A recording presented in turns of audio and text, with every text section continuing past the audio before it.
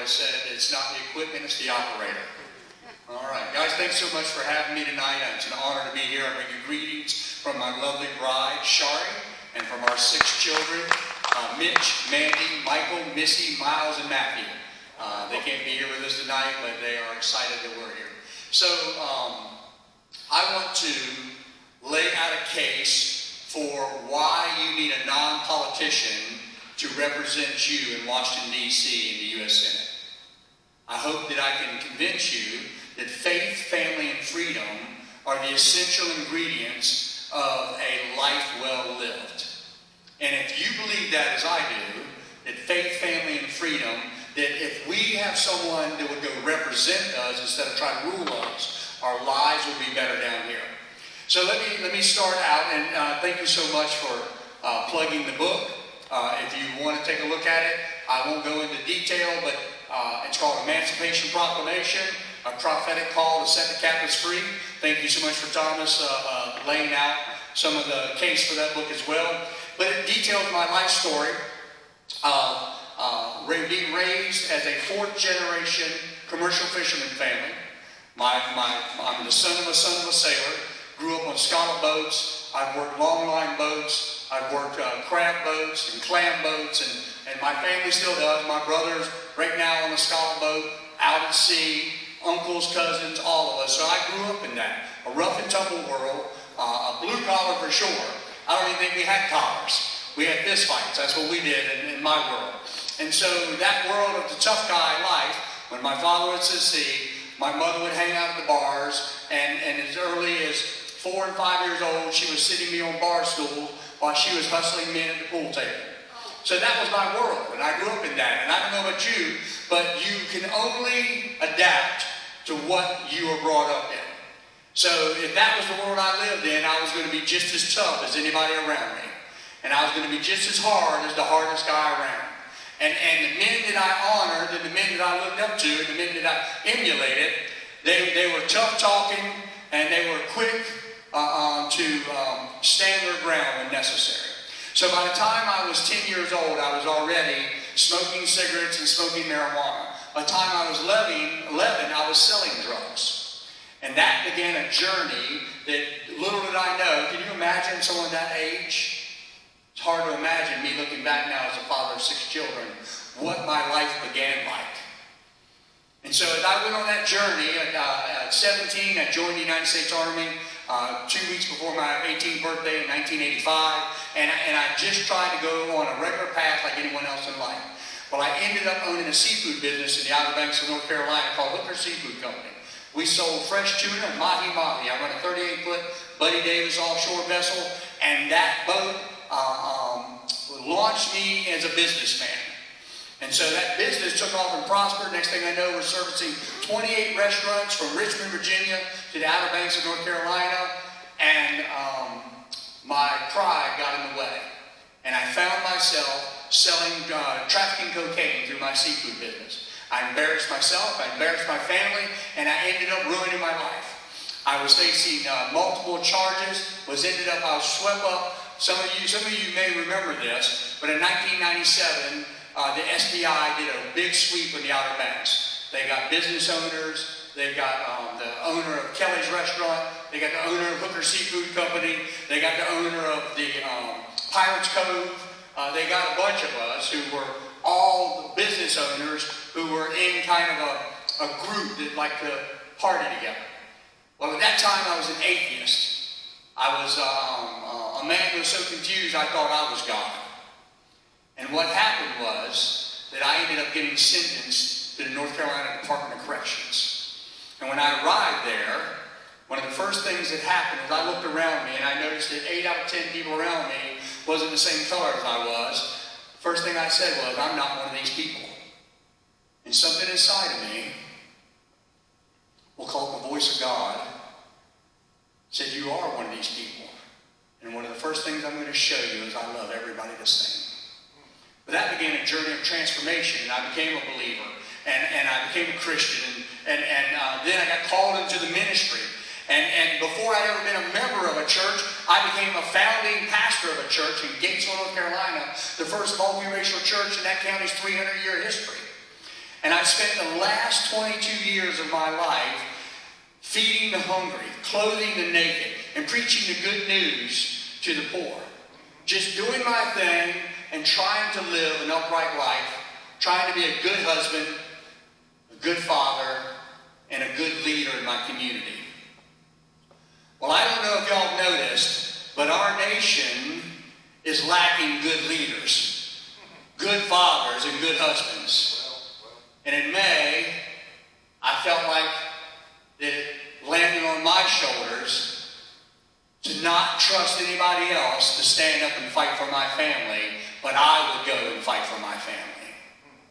I don't know about you, but I don't think Washington, D.C. knows how to raise my children better than I know how to raise my children.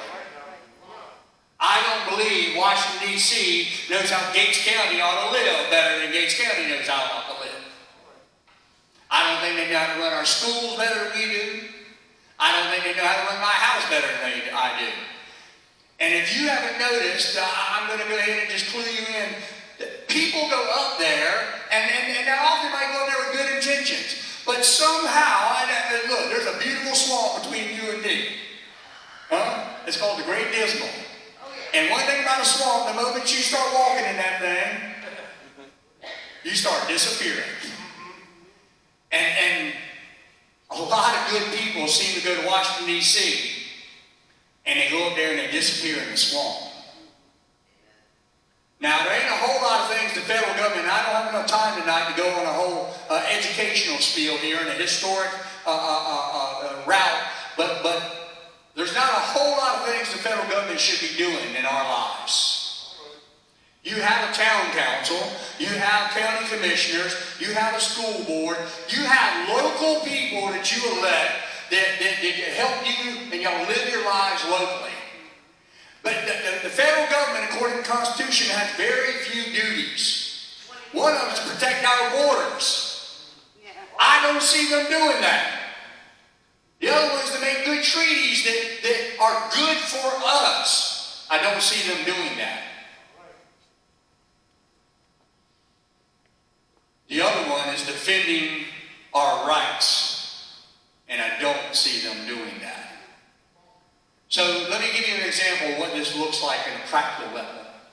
There's 3 policy issues that 83% or more Americans agree on for over 40 years of polling by Pew.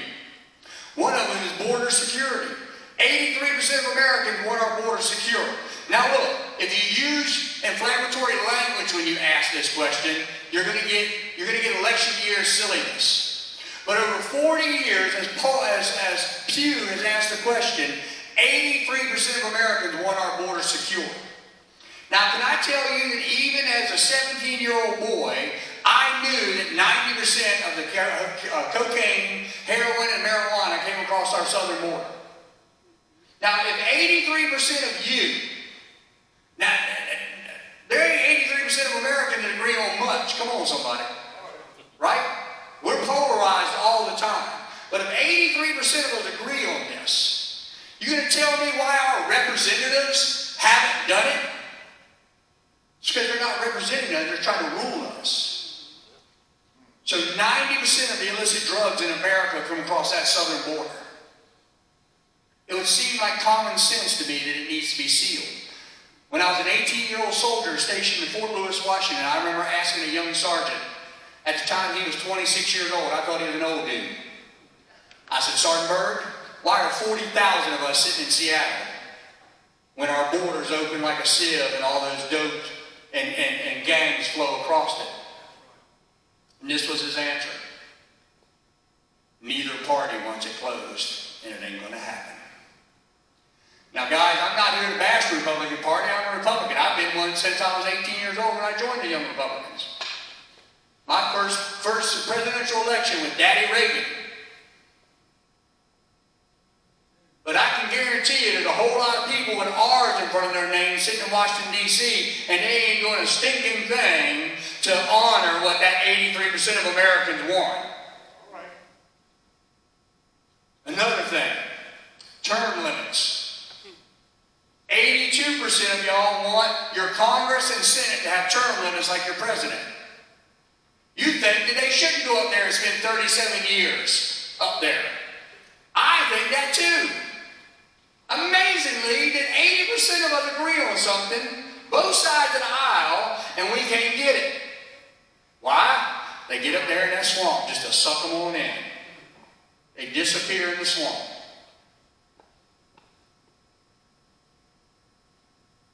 And the last one, that 80% of us agree on, that there should be some moratorium on you being able to get rich as a public servant. Now, I'm a capitalist, and if you want to get rich, get it, baby, come on. And then get 10% to the local church. I am a capitalist. I am a businessman. But if I step into the role of public servant, whether it's behind a pulpit or it's up in Washington, D.C., that ain't where you should be enriching yourself. My wife and I choose to live on a pastor's salary with 6 young children. Could I go make more money at a steel mill or a saw mill or any mill? You better believe it. I could probably make double what I make pastoring a local church. But I make a conscious decision to serve within the means of what that position can pay, because I am there to serve those people. I'm not there to get rich off their backs. 80% of you, 82%, polled consistently over 40 years, want some kind of legislation that says when you enter public service, you step away from being able to enter into the market and other methods of enriching yourself. You should not. 50% of people in the Senate and Congress are multimillionaires. Now, I can tell you this right now, get rich, do it. I don't care. But there ain't no millionaire, there ain't no multimillionaire that knows what your life looks like. That knows what my life looks like. That knows that $4 a gallon hurts a family with 6 children. They don't understand that. And they don't care about that. So what I would like to convince you to do is to step outside of your box for a minute and think about this. I was a man that was not afraid to fight with these when I was a kid on the street. I've been run over twice, stabbed twice, and shot at on 5 different occasions as a young man at dope deals. And I can go pull my shirt up and show you the scars. I served 5 years and 7 months in the United States Army. I served just over 3 years in the North Carolina Department of Correction Penitentiary. If there ain't nothing I know how to do, it's fight, and I don't back down from no one. The devil, the FBI, or anybody. And right now, what you need and what my family needs is someone that ain't afraid and ain't going up there to get rich.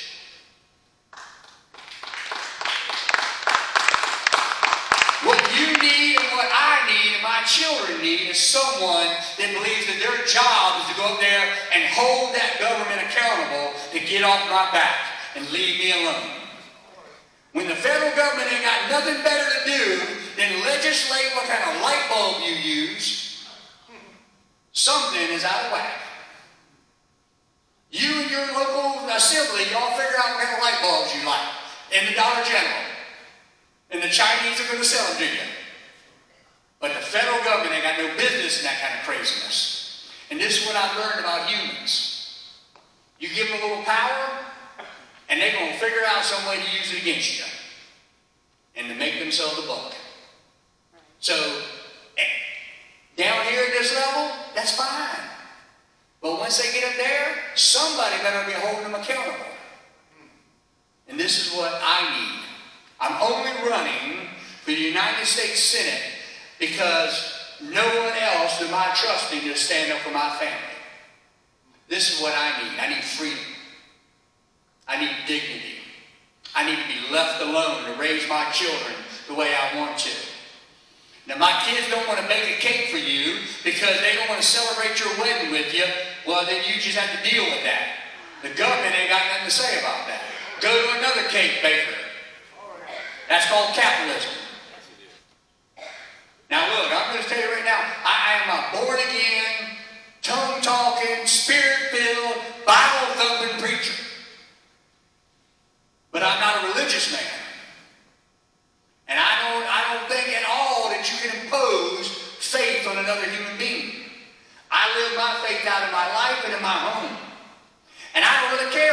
stick your penis or what you like to do in your own bedroom. But I don't think the government ought to be having anything to do with it either. That's between you and your God. I'm going to advocate for these three things, and I think we can put everything in life into them, and it's faith. Number one is faith. You and me, we all believe something. You stand on some kind of belief. You got faith in something. Maybe all you got is faith in yourself right now. Okay? Stand on that until something bigger comes along that you can put your faith in. But we all have the right, or should have the right, and the dignity to operate in our faith. And the government needs to stay out of it. The next thing is family. There ain't much more important that I can find than family. If none of y'all ever support me, tomorrow morning that woman's going to wake up and we're going to roll over and kiss each other and we're going to support one another until death do us part. Ain't much more important than that. And I don't know about you, but I don't trust the federal government to stay out of my family's business. So I'll go up there and handle it myself. I'll tell them to stay out of my family's business. And the final thing is freedom. Now, I don't know if any of y'all are Bible readers, but there's a little passage that says this about what we just celebrated Saturday, about the coming of Jesus. And it says, it is for freedom. It is for freedom that Christ sets you free. My friends, I can tell you right now, whether it's on an individual level of being free from addiction, of being free from pain, of being free from frustration, whether it's being free financially to live your life and take a vacation, or whether it's being free from tyrannical idiots that think they know more about your life than you do. There's not much more precious than freedom. So this is what I'm going to ask you. I only have a couple things to ask. Number one, if you want to know the full story, get this book and read it. Number two, you can go to ericearhart.com and you can financially support me in my run for the United States Senate. Now, you look like a smart group of people. Y'all understand that when it comes to a novelty candidate like me, now think about this. I'm the first federal candidate ever from Gates County, North Carolina. Come on, somebody, ain't that special? I'm the first Assemblies of God pastor in its 107-year history to run for a federal office. And I'm the first felon to run for the U.S. Senate in North Carolina. So, I can tell you this. I'm not going up there to sink in the swamp. I'm going up there to walk on water.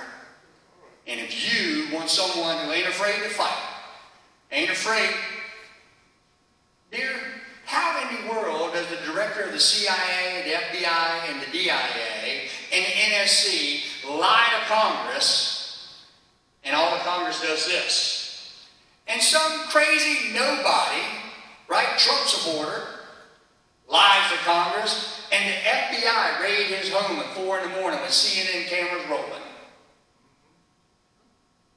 If y'all don't think that we got a problem, that people with R's behind their name ain't shutting that mess down, I don't trust them to defend me and my family. But I can guarantee you this, I won't go there to get rich. I'll do 2 terms, and I'll come home and be a dad and a husband. But while I'm there, I'll fight. Because they ain't got nothing they can offer me. And they ain't got nothing they can take away from me. So they can't control me. God bless you and God bless America. Thank you so much.